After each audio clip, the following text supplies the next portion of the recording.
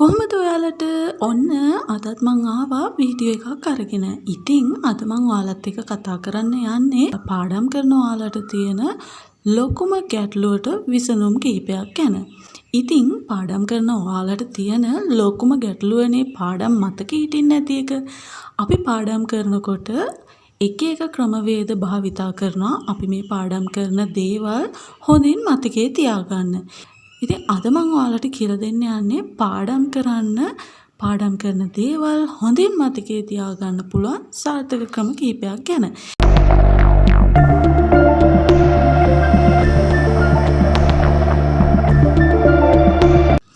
පළවෙනි කාරණාව තමයි ඔයා හැමදාම උදේ පාන්දරින්ම අවදි වෙලා ඔයා අද දවසේ ඉගෙන ගන්න තියෙන පාඩම් ටික හොඳින් බලා ගන්න එක.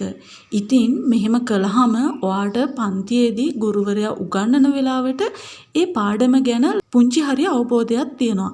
ඉතින් එතකොට ඔයාට ලොකු පහසුවක් දැනෙනවා. ඔයාගේ ගුරුවරයා උගන්වන වෙලාවට ඒ දේවල් ඉක්මනින්ම අවබෝධ කරගන්න වගේම ඔයාගේ මොළයට ඉක්මනින්ම ධාරණය කරගන්න. ඉතින් ඒක ගොඩාක් වැදගත් කාරණාවක්. ඔයා අනිවාර්යයෙන්ම හැම දවසකම උදේට ඔයා අද දවසේ ඉගෙන ගන්න තියෙන දේවල් හොඳින් බලාගෙන යන්න. ඒ වගේම ඔයා කලින් දවසේ ඉගෙනගත්තු පාඩම් ටිකත් බලා ගන්න එක ගොඩක් වැදගත් වෙනවා. ඒකත් උදේ පාන්දරට නැවත කරන්න පුළුවන් නම් ගොඩක් වැදගත් කාරණාවක්. දෙවෙනි කාරණාව තමයි ඔයා පාසල් ඇරලා ගෙදර ආව ගමන් රිලැක්ස් වෙන්න කලින් ඔයා අද දවසේ ඉගෙනගත්තු පාඩම් ටික හොඳින් බලා ගන්න එක. ඒකත් ගොඩක් වැදගත් කාරණාවක්. ඔයාට අමතර මහන්සියක් නැතුව ඔයා ඉගෙනගත්තු දේවල් ඔයාගේ මොළයට ධාරණය කරගන්න. ඉතින් අපි ටිකක් රිලැක්ස් වෙනකොට අපේ මොළෙන් අර දවසේ ඉගෙනගත්තු දේවල් ටික අමතක වෙන්න උත්සාහ කරනවා. හැබැයි ඔයා ඒ මහන්සිය පිටින්ම නැවත ඔයාගේ පාඩම් ටික බලා ගන්නවා කියන්නේ ඔයාට අමතර මහන්සියක් නැතුව එක පාරින්ම ඔයාගේ මතකයට ධාරණය කරගන්න හැකියාව ලැබෙනවා. ඉතින් ඒක ගොඩක් වැදගත් කාරණාවක්. අනිවාර්යයෙන්ම ඒකත් අත්හදා බලන්න.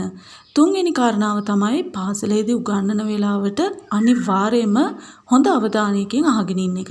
ඒක ඉතින් අනිවාර්යයෙන්ම කළ යුතු දෙයක්. ඊළඟ කාරණාව තමයි ඔයාලා අනිවාර්යයෙන්ම පාසලෙන් පස්සේ අමතර පන්තියකට සහභාගී වෙනවා. ඒක අනිවාර්යෙන් කරන දෙයක්නේ.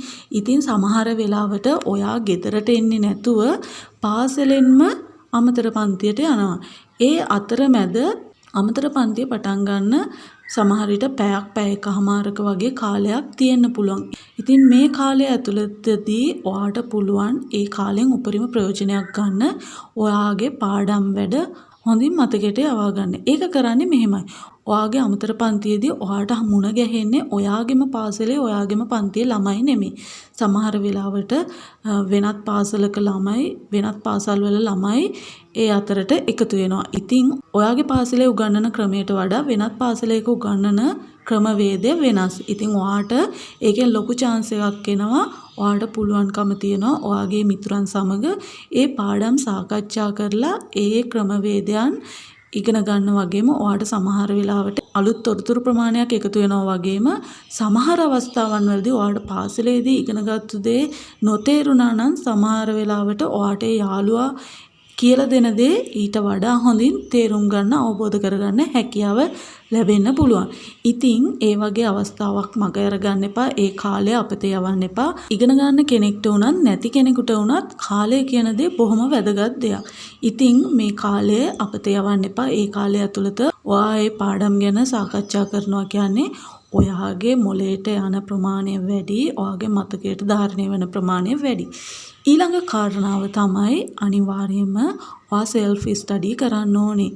ඉතින් අපි කොච්චර ගුරුවරුන්ගෙන් ඉගෙන ගත්තත් අපි කොච්චර යාළුවොත් එක්ක සාකච්ඡා කරලා පාඩම් කරත් ඔයා self study කරන්නේ නැත්නම් ඒකෙන් කිසි තේරුමක් නැහැ. අනිවාර්යයෙන්ම ඔයාගේ බුද්ධියට ඔයාගේ මතක ශක්තිය වැඩි වෙන්න, ධාරණ ප්‍රමාණය වැඩි වෙන්න නම් අනිවාර්යයෙන්ම ඔයා self study කරන්න ඕනේ. ඒක ගොඩක් වැදගත් කාරණාවක්. ඉතින් අද දවසේ මම මේ වීඩියෝ එකෙන් ඔයාලට අරගෙන ආවේ ඔයා පාඩම් කරන දේවල් මතකයේ හිටින ප්‍රමාණය අඩු නම් ඔයා පාඩම් කරන දේවල් ඉක්මනින්ම මතකයට ධාරණය කරගන්න වගේම වැඩි ප්‍රමාණයක් මතකයට එකතු කරගන්න පුළුවන් ක්‍රමවේද කිහිපයක් ගැන. ඉතින් මං හිතනවා ඔයාලට මගේ වීඩියෝ එක වැදගත් වෙන්න ඇති කියලා. එහෙනම් ඉතින් ආයෙත් දවසක මම එනකන් ඔයාලා හැමෝම පරිස්සමට සතුටින් ඉන්න ඕනේ. එහෙනම් ඉතින් මං ගිහින් එන්නම්.